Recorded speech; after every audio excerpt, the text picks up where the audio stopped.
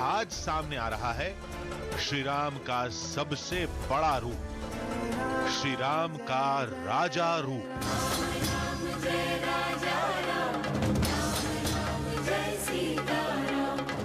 इस रूप की तलाश में हमने देश के कई शहरों को खंगाला, गांव देहात के वीराने में तलाशा और सामने लेकर आए एक ऐसा धाम जहां राजा रामचंद्र की सरकार चलती है, जहां राजा रामचंद्र आज भी जीवित हैं। हर शाम राजा की शान में सलामी दी जाती है।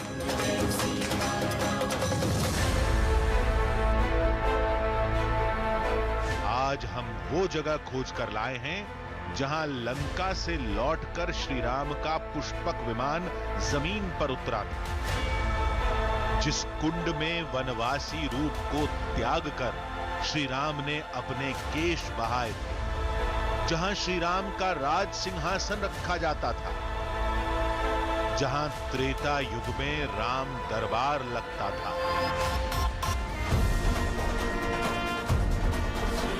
जहां से शुरू हुआ था श्री राम का अश्वमेध यज्ञ और जहां लव कुश से हुआ था राजा रामचंद्र की सेना का युद्ध। तो चलिए शुरू करते हैं राजा रामचंद्र के अद्भुत रूप की एक अद्भुत यात्रा। श्री राम रूप, ये कहानी है श्री राम के राजा रामचंद्र रूप की, श्री राम की राजगद्दी की, भगवान के दरबार की।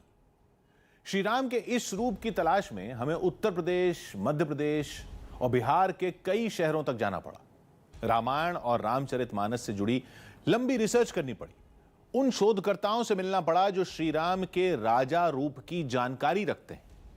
और फिर हम सामने लेकर आए हैं श्री राम के राजा रूप की कुछ अद्भुत निशानियां। शुरुआत वहां से करते हैं जहां राजा रामचंद्र को आज भी जीवित माना जाता है। दिन में 6 बार उन्हें सलामी दी जाती है, जहां राजा राम ज्योति रूप में आज भी साक्षात दिखाई देते हैं।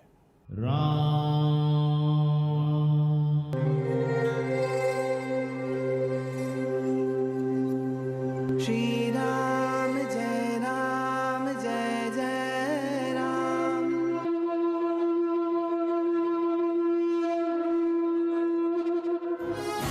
राम जय राजा राम, राम राम जय सीता राम, राम राम जय राजा राम, राम राम जय सीता राम। जहां कण कण में श्री राम है, राम राम जय जय श्री राम, भगवान बनकर नहीं, एक राजा की तरह।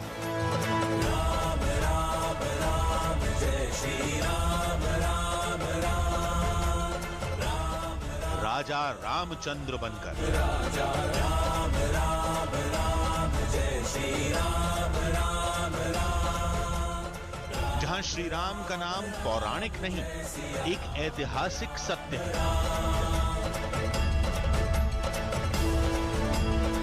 जहां राम राज्य कोई फसाना नहीं, एक हकीकत है। उस जगह का नाम है ओरछा।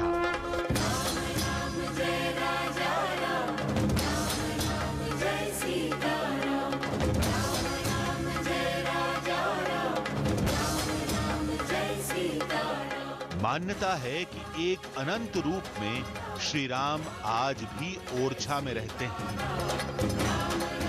यहाँ के सिंहासन पर विराजमान है, नगर के राजा हैं, इसलिए लोग भगवान श्री राम नहीं, राम राजा कहते हैं।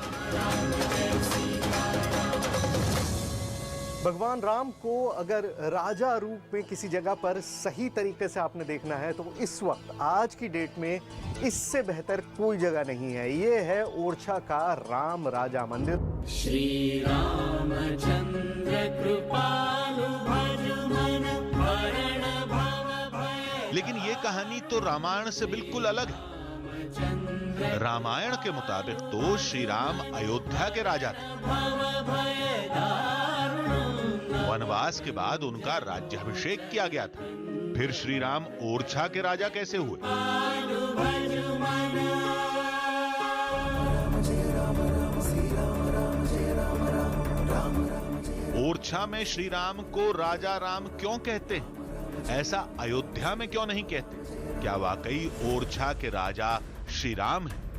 अगर हैं तो इसका साक्ष्य क्या है? इन सभी सवालों के जवाब जानने के लिए हमारी टीम मध्य प्रदेश के ओरछा में थी, जहां की पूरी राम कहानी केवल 3 भवनों में सिमटी है। पहला है राम राजा मंदिर, दूसरा है चतुर्भुज मंदिर और तीसरा है रानी गणेश कुंवरी का महल।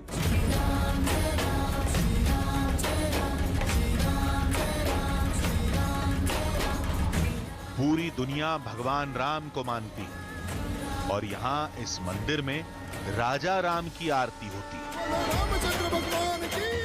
लेकिन ये मंदिर कहाँ है? ये तो एक राजमहल है, राजा राम का राजमहल।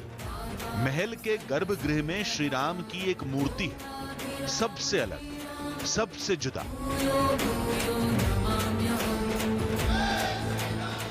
आपने पूरी दुनिया में राम दरबार की मूर्तियां देखी होंगी। सब मूर्तियां खड़ी हैं, राम लक्ष्मण सीता, लेकिन यहाँ बैठी मूर्ति है, राजा के रूप में जो विराजमान होते हैं वो राजा के रूप में बैठी हुई मूर्ति है।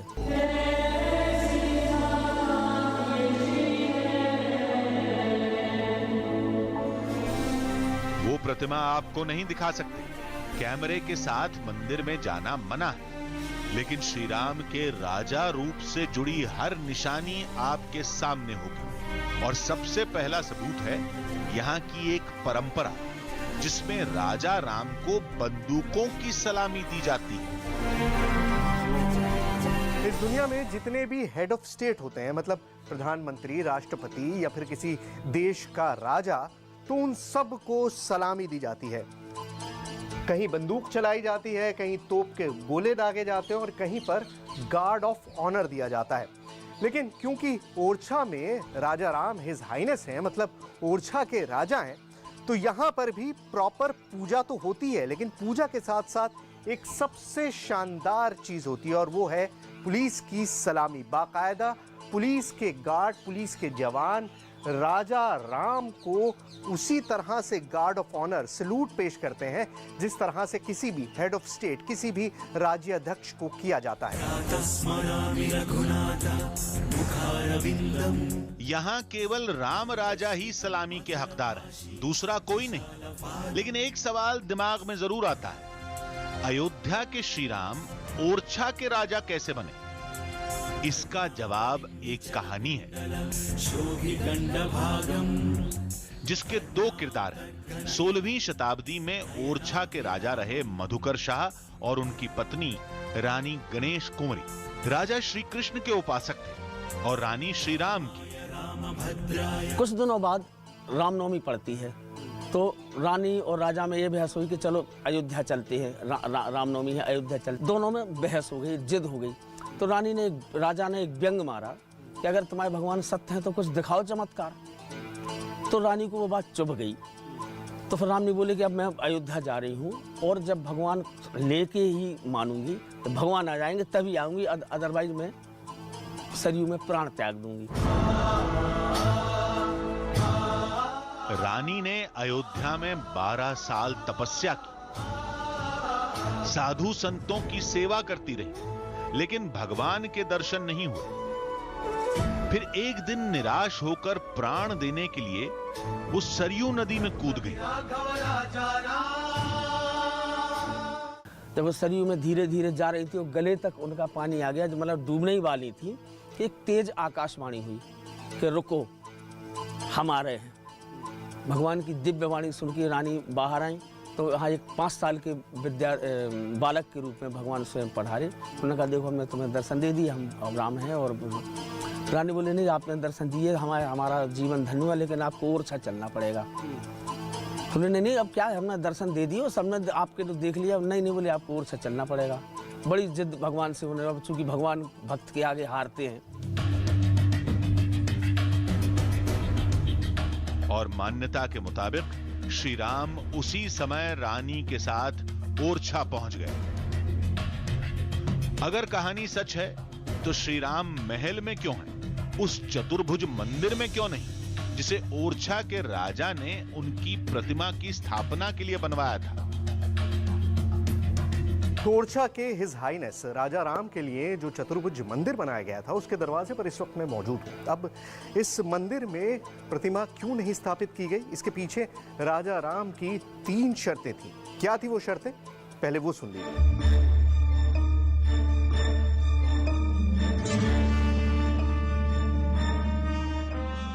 शर्तों की बात तब शुरू होती है जब श्री राम प्रतिमा के एक अनंत रूप में रानी गणेश कुंवरी के साथ ओरछा जाने के लिए तैयार हो गए, लेकिन उनकी 3 शर्तें थी। उसमें एक शर्त थी कि हम पुष्य नक्षत्र में चलेंगे, जो 27 दिन में एक बार आता है। दूसरी शर्त उनकी ये थी कि जहां हमें बिठाल दोगे हम वहां से उठेंगे नहीं।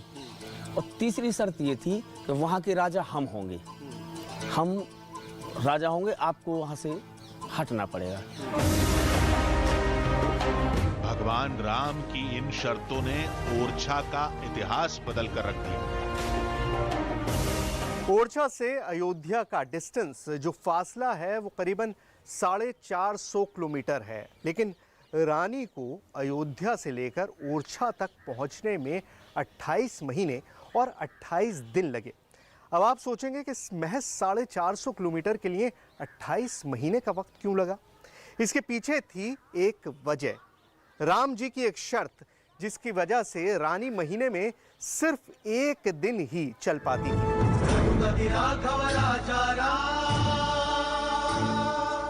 इन हालात में जब रानी राजा राम की प्रतिमा लेकर ओरछा पहुंची, तब चतुर्भुज मंदिर पूरा तैयार नहीं था। रानी ने प्रतिमा को अपने महल में रख दिया। मंदिर तैयार होने के बाद श्री राम की मूर्ति वहां ले जानी थी, लेकिन मूर्ति अपनी जगह से नहीं थी। तो हिज हाइनेस राजा राम का जो ये आप मंदिर देख रहे हैं, असल में ये मंदिर नहीं है, ये एक राजमहल था। राजमहल जहाँ पर रानी रहा करती थी, और रानी जब मूर्ति यहाँ पर ले आई तो वो अपनी शर्त भूल गई कि राजा राम ने उनसे कहा था कि जहाँ पर आप मुझको रख देंगे वहाँ से आगे फिर मैं नहीं जाऊँगा। तो अल्टीमेटली रानी को अपना महल छोड़ना पड़ा और राजा और रानी इस महल में रहने लगे। ये जो सामने महल आपको दिखाई दे रहा है, ये बाद में बना, और क्योंकि वहाँ पर राजा राम का राज्य बस चुका था, राजा राम, हिज हाइनेस राजा राम वहाँ पर बस गए थे, इसलिए राजा रानी ने ये महल बनवाया ताकि यहाँ पर रह सके। राजा रामचंद्र इसी महल में रह गए, राजा रानी नए महल में चले गए। फिर चतुर्भुज मंदिर का क्या हुआ, जो श्री राम के लिए बनाया गया था? तो उसके बाद यहाँ पर राधा कृष्ण की मूर्ति रख दी गई, और आज तक, मतलब सैकड़ों साल बाद भी इस मंदिर में राधा कृष्ण की ही पूजा होती है। राम सिया राम, सिया राम, जय जय राम। कहते हैं ये घटना 16वीं शताब्दी की है, जब तुलसीदास ने रामचरितमानस लिखी थी। एक और ऐतिहासिक तथ्य है, जिस दिन रानी रामचंद्र की प्रतिमा के साथ ओरछा पहुंची थी, उसी दिन रामचरितमानस का अंतिम अध्याय लिखा गया था। उसी रामचरितमानस में लिखा है, जहां श्री राम होंगे उनकी रक्षा के लिए वहां चारों दिशाओं में हनुमान भी होंगे।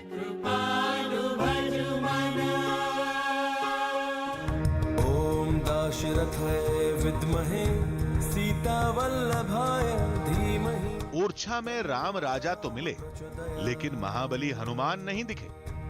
अगर कहानी सच्ची है तो आसपास पवन पुत्र भी होंगे।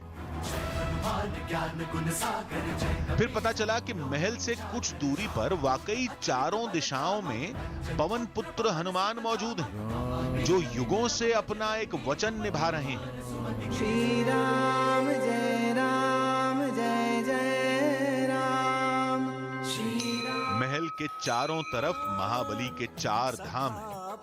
मान्यता के मुताबिक युगों पहले श्री राम को दिए एक वचन को ये आज भी निभा रहे हैं, जिसके मुताबिक श्री राम दिन में ओरछा में रहते हैं और रात होते ही अयोध्या चले जाते हैं। जय जय जय रघुनंदन राम, जय जय जय महाबली हनुमान। जब राम राजा और अयोध्या जी से चलने लगे तो वहाँ के अयोध्या जी वासी वालों ने रोका कि महाराज जी अगर अब ओरछा चले जाएंगे तो फिर अयोध्या जी में क्या रहेगा। फिर राम राजा बोले कि मैं दिन में ओरछा में वास करूँगा लेकिन विश्राम करने अयोध्या जी आऊँगा।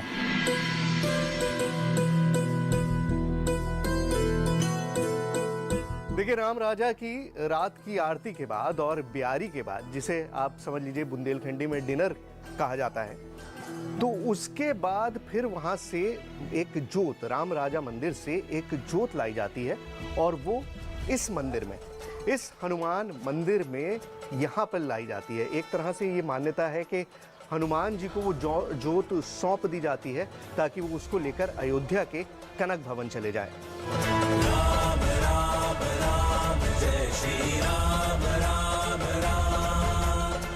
रात में ओरछा से अयोध्या के उस सफर को हम दिखाएंगे। फिलहाल शाम हो चुकी है। थोड़ी देर में राजा राम को बंदूकों की सलामी दी जाएगी। सूरज डूब चुका है और राजा राम का जो दरबार है उसके कपाट बंद हो चुके हैं, गेट बंद हो चुके हैं, लेकिन पुलिस अब मुस्तैद है। अभी भी राजा की ड्यूटी पर पुलिस मौजूद है और अब गेट खुलेंगे चंद घंटों बाद। उसके बाद आरती होगी और उसके बाद फिर से सलामी दी जाएगी राजा राम को, छठी बार आखिरी सलामी।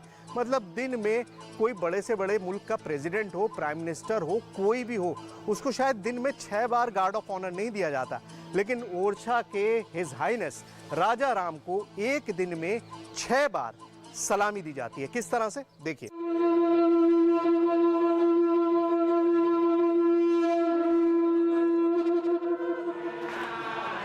राम राजा को गार्ड ऑफ ऑनर मंदिर में दिया जाता है। वहां कैमरा ले जाना मना है, लेकिन इस पुरानी परंपरा को लोगों तक पहुंचाने के लिए प्रशासन ने हमें यह फुटेज मुहैया कराई। ये दुनिया की इकलौती जगह है जहां श्री राम को बंदूकों की सलामी दी जाती है। रात होते ही राम राजा के अयोध्या जाने की तैयारी शुरू हो गई।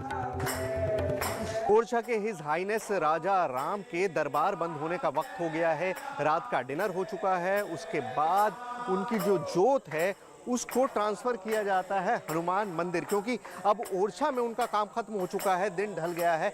अब जाना है अयोध्या के कनक भवन में, जहां पे रात्रि बीतेगी। श्री राम जय जय राम। मान्यता के मुताबिक श्री राम के इसी काज के लिए महाबली हनुमान भी सदियों से ओरछा में है। दिव्य ज्योत हनुमान मंदिर पहुंची तो पूरी तरह से फूल डालते हुए लोगों के साथ ये पूरी बारात, मतलब एक दरबार के लोग आ रहे हैं, तो उनको यहाँ पर सौंपने के लिए यहाँ से हनुमान मंदिर अंदर जाएंगे।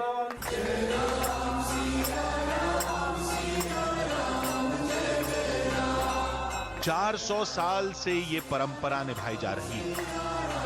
कहते हैं दिन में ओरछा में रहने के बाद ज्योत बनकर श्री राम अयोध्या चले जाते हैं अपने भवन में आराम करने के लिए। तो ज्योत को यहाँ पर रखकर जो हनुमान जी का मंदिर है, और उसके बाद इस गेट को बंद कर दिया जाता है मंदिर का। उसके बाद ये मान लिया जाता है कि भगवान राम जो है ओरछा में अपना दरबार खत्म करके रात को सोने के लिए अयोध्या चले गए हैं कनक भवन के अंदर। तो अब आगे क्या होता है वो कनक भवन की कहानी, अयोध्या चलते हैं। कई कहानियां हैं, कई मान्यताएं हैं, लेकिन सब एक ही मोड़ पर खत्म होती हैं। ओरछा के राजा रामचंद्र हैं, जहां इतने सालों बाद आज भी लोगों की मान्यताओं में श्री राम से जुड़ी आस्था में उनका राम राजा रूप जिंदा है।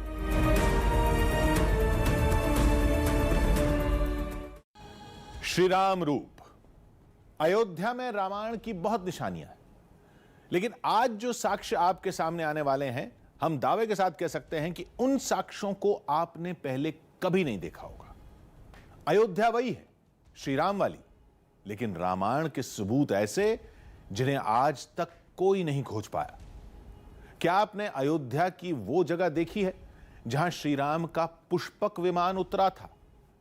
उस इलाके में गए हैं जहां राजा रामचंद्र का दरबार लगता था?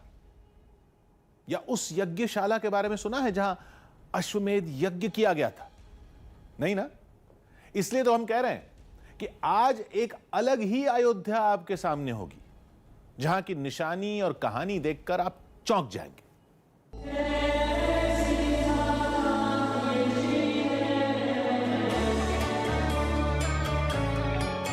जन्मभूमि, दशरथ महल, मणि पर्वत, हनुमानगढ़ी, अयोध्या की इन निशानियों को बहुत देखा। आज देखिए अयोध्या में श्री राम के राजा रूप से जुड़े साक्ष्य, उससे जुड़ी कहानियां जो आपने सुनी तो जरूर होंगी लेकिन अभी तक देखी नहीं होंगी। वाल्मीकि रामायण में राजा रामचंद्र से जुड़ा एक लंबा अध्याय है जिसे उत्तरकांड कहा जाता है। यह कांड वनवास के बाद शुरू होता है, जिसके मुताबिक अयोध्या में ही श्री राम का पुष्पक विमान उतरा, अयोध्या में ही श्री राम का राज्याभिषेक हुआ, अयोध्या में ही राजा राम का दरबार लगता था और अयोध्या में ही राजा रामचंद्र ने अश्वमेध यज्ञ किया।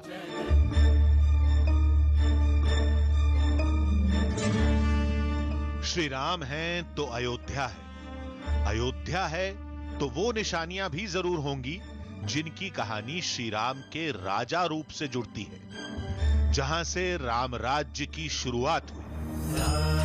सिया राम जय जय राम। हमारी खोज वहीं से शुरू होगी जहां से रामायण में श्री राम के राजा रूप का अध्याय शुरू होता है, यानी उनके वनवास वापसी से। आज ये जगह अयोध्या नगरी से बाहर दक्षिणी हिस्से में है। कहते हैं वनवास से लौटने के बाद इस जगह पर श्री राम का पुष्पक विमान उतरा था। साक्ष्य के तौर पर आज कुछ कुंड और मंदिर हैं। सिया राम जय जय राम। तो अभी आपको ये कुंड शैवाल की वजह से हरा दिखाई दे रहा है, लेकिन एक वक्त था जब ये बिल्कुल सफेद था, क्योंकि दूध से पूरा भर गया था जब दूध अभिषेक हुआ यहाँ पर करीब ही। और सीता कुंड है ये जगह, साउथ मोस्ट जगह है जो सबसे ज़्यादा दक्षिणी छोर है अयोध्या का। जो उस वक्त अयोध्या हुआ करती थी उसका सबसे साउथ मोस्ट कॉर्नर, दक्षिणी छोर है ये जगह। और यहीं से भगवान राम ने वापस अयोध्या में एंट्री की थी। तो एक तरह से कह सकते हैं कि जो राजा रूप है भगवान राम का, उसकी शुरुआत यहीं से हुई। श्री राम जय राम जय जय राम। आज यहाँ खेत है, तालाब है, हर तरफ सन्नाटा है, लेकिन रामायण काल में उस दिन यहां मेला लगा था जब श्री राम वनवास से लौटे थे। इस बात का गवाह महादेव का ये मंदिर भी है। मान्यता ये है कि भगवान राम ने यहाँ पर दुग्ध अभिषेक किया था शिवलिंग का, और इसी वजह से इस मंदिर को दुग्धेश्वर महादेव मंदिर कहा जाता है। शिवलिंग जो है जमीन के नीचे दबा हुआ था, उसके बाद अंग्रेजों के ज़माने में ये शिवलिंग बाहर निकाला गया, पेड़ के नीचे पूरा दबा हुआ था। मतलब ये पूरा एरिया एक टीला था, उस टीले के अंदर ये शिवलिंग दबा हुआ था और तब निकाल के बहुत इसको बाहर निकाला गया। अभी भी आप देखिए कि ज़मीन के अंदर नीचे काफ़ी हिस्सा है, बहुत थोड़ा सा हिस्सा है जो आपको ऊपर दिखाई देता है। तो दुग्धेश्वर महादेव के बारे में मान्यता ये है कि भगवान राम जब अयोध्या में वापस आए थे तो यहाँ लौटने के बाद उन्होंने दुग्ध अभिषेक किया था शिवलिंग का। श्री राम ने 14 साल जंगल में गुजारे थे। इस दौरान उनकी काया एक वनवासी की तरह हो गई थी। जब श्री राम अयोध्या लौटे तब सबसे पहले उनका हुलिया सही किया गया था। जंगल से ये लोग जब आए थे तो निश्चित रूप से उनके केस और दाढ़ी ये सब बहुत बड़े बड़े थे। तो जटा कुंड वो स्थान है जहाँ चारों मतलब सभी भाई मिलकर के इनकी जटाएं साफ की गई, इनकी दाढ़ी वनवासी स्वरूप समाप्त करके इनको जो है मतलब राजा के स्वरूप में प्रतिष्ठित किया, इनका स्वरूप बदला। तो जहाँ ये मतलब बाल का विसर्जन किया गया वो कुंड जटा कुंड के नाम से आज भी जाना जाता है।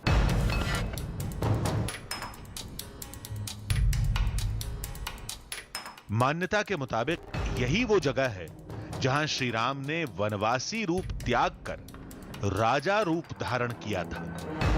आज यहां अयोध्या जैसी चहल पहल नहीं है, लेकिन इस जगह से जुड़ा एक चमत्कार सबकी जुबान पर रहता है। लोगों का दावा है, जो पुराने लोग यहाँ पर रहते हैं, कि इस कुंड के अंदर इस तरह की लताएं पानी के अंदर थीं जो बिल्कुल ऐसा महसूस होता था जैसे किसी के बाल हैं। अब तो फर्टिलाइजेशन की वजह से और बहुत ज़्यादा खेतों में आसपास उर्वरक डालने की वजह से वो सब खत्म हो गया है, लेकिन लोग ये दावा करते हैं कि उन्होंने खुद देखा है कि इस तरह की जड़ें थीं पौधों की पानी के अंदर, जो बिल्कुल ऐसा प्रतीत होता था जैसे किसी इंसान के बाल हैं। अब क्या कनेक्शन है इसका भगवान राम से मुझे नहीं पता, लेकिन जटा कुंड नाम है इस जगह का, और सीधी सीधी बात यही है कि यहीं पर बाल काटे गए थे। त्रेता युग की अयोध्या और आज की अयोध्या में आज भी एक बात समान है। उस समय भी ये इलाका नगर से बाहर था और आज भी ये सारी निशानियां अयोध्या शहर से बाहर हैं।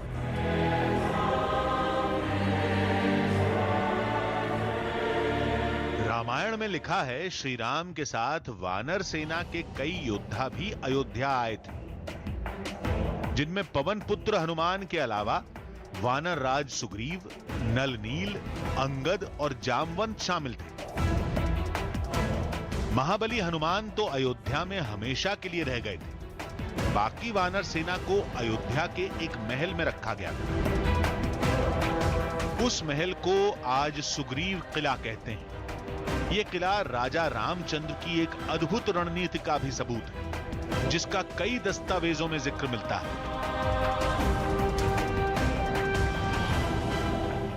आप ये किताब देखिए, बहुत पुरानी किताब है।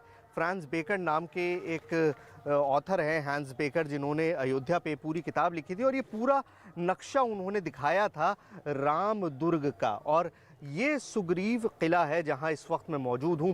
सामने हनुमत किला है, हनुमत दुर्ग जिसको कहते हैं, आज जिसको आप हनुमान गढ़ी के नाम से जानते हैं। वो लाल जो आपको दिखाई दे रहा है वो हनुमंत किला था उस समय का, जिसको अब आप लोग हनुमान गढ़ी के नाम से जानते हैं। इसी तरह से जामवंत का किला भी था, विभीषण का किला भी था, यहाँ गंधमादन किला भी था, गावस का किला भी था, नवरत्न किला भी था, नील नल द्वार भी था, अंगद का किला भी था।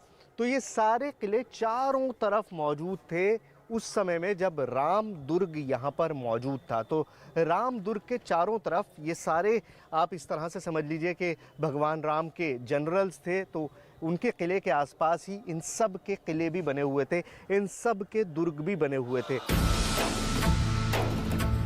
रामायण के समय के राम दुर्ग की कुछ ही निशानियां शेष हैं, जिनमें हनुमान गढ़ी के साथ ये सुग्रीव किला भी शामिल है। उस भवन की चर्चा वाल्मीकि रामायण में की गई है। तच्च में भवनम श्रेष्ठम शाशोक बनिकम महत मुक्ता वैदुर्य संकीर्णम सुग्रीवाय निवेदये। भगवान श्री राम ने कहा कि भरत, ये जो मुक्ता वैदुर्य मणियों से सुसज्जित महल बनवाया है, जिसके चारों तरफ सुंदर वाटिका वगैरह, सुंदर सुंदर पुष्प खिले हुए हैं, बहुत ही हैं, ये सुरम्य स्थान है, रमणीक स्थान है। तो ये महल तूने मुझे तो सौंप दिया, लेकिन अब मेरी आज्ञा है कि सुग्रीवाय निवेदये। ये मेरे मित्र हैं, मेरे दैत्य सखा हैं, मेरे साथ आए हैं और राजा हैं, तो ये महल इनको निवेदन कर दो। श्री राम सूर्यवंशी राजा थे, चक्रवर्ती सम्राट थे। अश्वमेध यज्ञ करके श्री राम ने अपने राज्य का विस्तार किया था। कोई भी राजा राजा रामचंद्र को चुनौती देने की हालत में नहीं था। आज हम आपको अश्वमेध यज्ञ वाली जगह भी ले चलेंगे, लेकिन उससे पहले चलते हैं राजा रामचंद्र के दरबार में, जहां राज सिंहासन पर बैठकर राम राज्य का सपना साकार किया गया था। आज यहां ऐसा कुछ भी नहीं है जिसके दम पर साबित हो सके कि राजा राम का दरबार यहीं लगता था। बस एक मान्यता है और लोगों की आस्था, जिसकी वजह से इसे राम सभा मंदिर कहा जाता है। राम सभा के नाम पर अगर कुछ मौजूद है तो वो ये छोटा सा मंदिर है। ये पुरानी मूर्तियां हैं जिनके बारे में कहा जा रहा है कि ये सदियों पुरानी है, कोई तरीका नहीं है इसको स्थापित करने का, इसको स्टैब्लिश करने का। और कई सारी मूर्तियां हैं यहाँ पर जो आसपास से निकली होंगी, लेकिन जो एक्चुअल राम सभा रही होगी, जो पूरा वो उस वक्त का जो पूरा नज़ारा रहा होगा, वो अपने आप में देखने सोचने लायक रहा होगा। अब आज हम कितना भी इमेजिन करवा दें आपको, कितना भी हम आपके सामने GFX ग्राफिक्स लाके हम आपको ये दिखाने की कोशिश करें कि कितनी बड़ी राम सभा होगी, कितनी आलीशान रही होगी, कितनी ज़्यादा सजी रही होगी, लेकिन अब बहुत मुश्किल है उस चीज़ को इमेजिन करना या उसके बारे में सोचना भी। अभी राम सभा के नाम पर कुछ है तो सिर्फ ये छोटा सा मंदिर जो ये याद दिलाता है कि एक वक्त में राजा राम जब यहाँ पर बैठते होंगे अपने सिंहासन पर और उनके साथ उनकी पूरा दरबार बैठता होगा, तो वो किस तरह का मंजर रहता होगा। फिल्मों और टीवी सीरियलों में राजा राम का दरबार कुछ ऐसा दिखता है। इसी तस्वीर का जिक्र तुलसीदास की रामचरितमानस में भी है। तर्क करने वाले सबूत मांग सकते हैं, लेकिन आस्था को किसी गवाही की जरूरत नहीं। लोगों को आज भी इस जगह से जुड़े दावे पर पूरा यकीन है।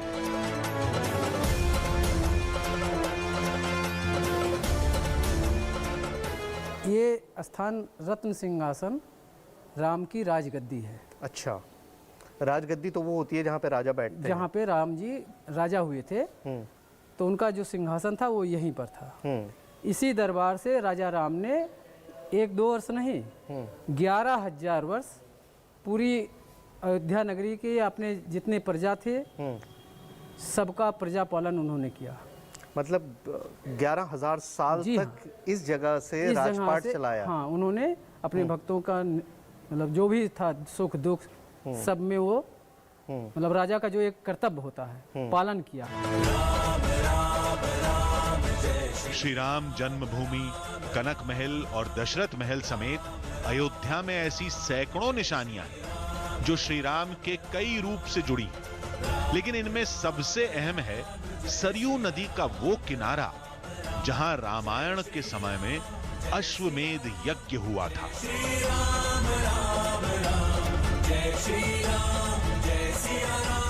तो अयोध्या का जो सबसे खूबसूरत नज़ारा है वो इस वक्त मेरे पीछे है। स्वर्ग द्वार कहा जाता है इसको, और पूरा आप देखिए अब तो काफ़ी बना दिया गया है, बदल दिया गया है, लेकिन मंदिरों की पूरी लाइन है। और मान्यता ये है कि यही वो जगह थी जहाँ पर अश्वमेध यज्ञ किया गया था।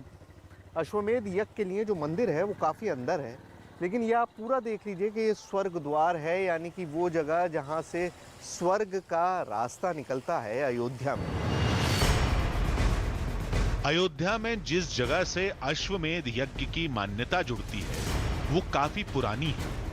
यहां मुगल काल की छाप साफ देखी जा सकती है और इसकी वजह मुगलों का आक्रमण। जब 1516-17 में कहा जाता है बाबर ने राम जन्मभूमि को तोड़ा, तो उनके मतलब औरंगजेब ने यहाँ स्वर्ग द्वार घाट पर अहिल्या घाट पर त्रेता ठाकुर के नाम से मंदिर था 9वीं-10वीं शताब्दी में, तो उसको तोड़ दिया उन्होंने। और उसको तोड़ने के बाद तब यह मंदिर वो मूर्तियाँ यहाँ चली आई। ऐसा कहा जाता है कि सीता की प्रतिमा स्वर्ण की जो थी वही यहाँ पे है। इन छोटी छोटी मूर्तियों को श्री राम की निशानी के तौर पर बचा कर रखा गया है, जो ये बताती हैं कि इस जगह का नाता कभी न कभी रामायण के समय से जरूर रहा है।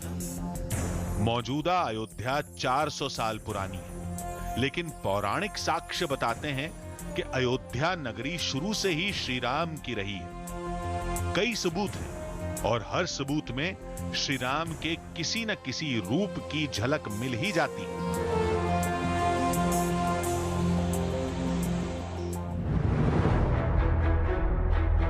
तो बिठूर में हम उस जगह पहुंच चुके हैं जिसको वाल्मीकि आश्रम के नाम से जाना जाता है।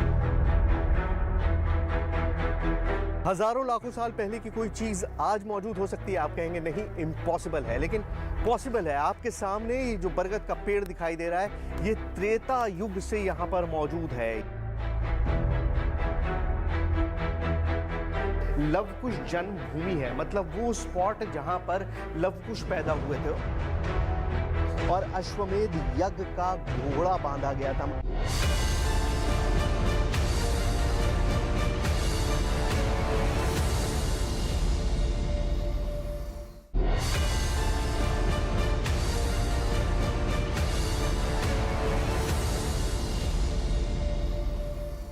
राजा रामचंद्र से जुड़े कुछ और साक्ष्य हैं जिनका वाल्मीकि रामायण के साथ रामचरितमानस में भी जिक्र है, लेकिन वो निशानियां किसी महल या नगर में नहीं है। श्री राम के राजा रूप से जुड़े उन साक्ष्यों की खोज में हमारी टीम को जंगलों में भटकना पड़ा, कई पहाड़ों को पार करना पड़ा, तब जाकर वो स्थान मिला जहां लवकुश के जन्म का दावा किया जाता है। वो आश्रम दिखा जहां अश्वमेध यज्ञ का घोड़ा बांधा गया था। उस रणभूमि में भी गए जहां लवकुश और श्री राम में भयंकर युद्ध हुआ था। राजा राम से जुड़े युगों पुराने इन सबूतों को इतना सुरक्षित रखा गया था कि यह सब देखकर भी यकीन नहीं हुआ।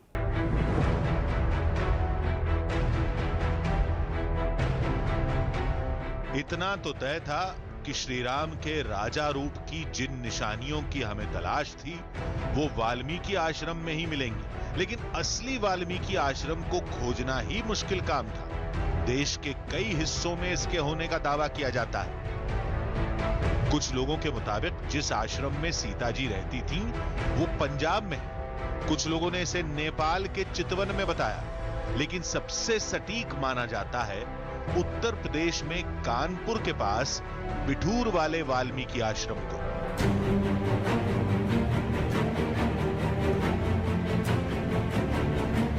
वजह है इसकी भौगोलिक स्थिति, जो आज भी अयोध्या के करीब है और पूरा इलाका रामायण की घटनाओं से बिल्कुल मेल खाता है। बिठूर गंगा किनारे बसा एक बेहद छोटा शहर है, लेकिन इस छोटे शहर से एक बहुत बड़ी राम कथा जुड़ती है और वो कहानी है वाल्मीकि आश्रम में लवकुश के जन्म की।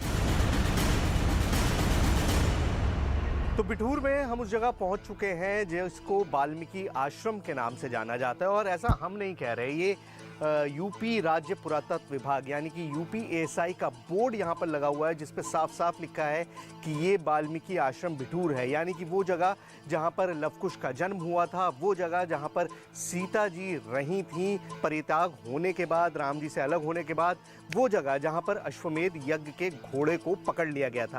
तो ये सारी जगह यहीं पर है, इसी वाल्मीकि आश्रम में। कहाँ कहाँ क्या क्या आइडेंटिफिकेशन है, आइए देखते हैं।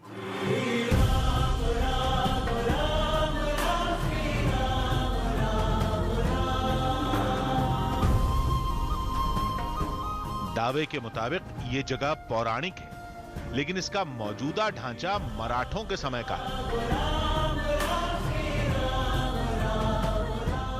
जिसे दूसरे पेशवा बाजीराव ने बनवाया था। रामायण में लिखा है, राजधर्म का पालन करने के लिए राजा रामचंद्र के कहने पर लक्ष्मण ने सीता जी को एक जंगल में छोड़ा था, जहां महर्षि वाल्मीकि ने उन्हें अपने आश्रम में आसरा दिया था। किसी भी तरह का कोई कष्ट नहीं हुआ। दावे के मुताबिक युगों पहले वाल्मीकि का वो आश्रम यहीं था और यहीं श्री राम के दोनों पुत्र लव और कुश का जन्म भी हुआ था।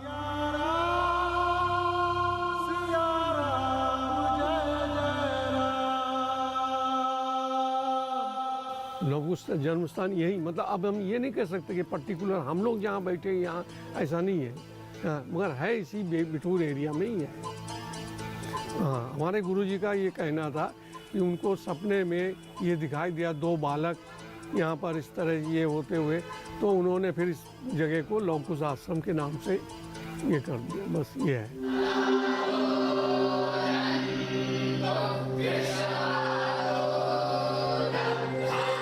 आज बिठूर के इस आश्रम में मंदिर हैं, प्रतिमाएं हैं, जिन्हें रामायण के साक्ष्य के तौर पर पेश किया जाता है, और सारी जगहों का नाता लवकुश से है। बिठूर का जो पूरा इलाका है ये असल में एक टीले पर बना हुआ है और मान्यता है ये कि पूरा का पूरा जो था ये वाल्मीकि आश्रम था। इसमें बहुत सारी चीज़ें हैं जिनको आइडेंटिफाई करना मुश्किल है, लेकिन फिर भी इस तरह की चीज़ें बनी हुई हैं। अब ये लवकुश जन्मभूमि है, मतलब वो स्पॉट जहां पर लवकुश पैदा हुए थे। कहते हैं उस समय यहां पीलू यानी मिस्वाक के पेड़ों का जंगल था, जिसकी छांव में सीता जी रहा करती थी। जंगल कट गए, आबादी बस गई, लेकिन आज भी एक बड़ा वृक्ष बचा हुआ है। देखिए, पिछले लाखों सालों में वाल्मीकि आश्रम में सब कुछ बदल चुका है। इमारतें बदल चुकी हैं, लोग बदल चुके हैं, बिल्डिंग्स बदल गई हैं, लेकिन एक चीज नहीं बदली। और क्या है वो? ये पेड़।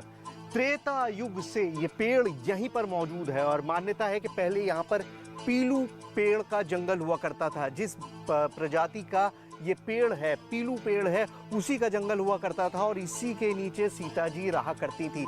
अब आप देखिए कि पूरा जंगल था इस पेड़ का। ये पेड़ हमेशा हरा रहता है, कभी खत्म नहीं होता, हमेशा ये पत्तियां इसी तरह से हरी रहती हैं। लेकिन अब पूरा जंगल खत्म हो चुका है, सिर्फ एक पेड़ बचा हुआ है और लोग, यहाँ के लोग बताते हैं कि इस पेड़ की सारी तने मर जाता है, ये पूरा तना खत्म हो जाता है, लेकिन उसके बावजूद फिर ये पेड़ जिंदा हो जाता है और इसी तरह से हरा भरा रहता है। तो त्रेता युग से ये पेड़ इसी जगह पर मौजूद है।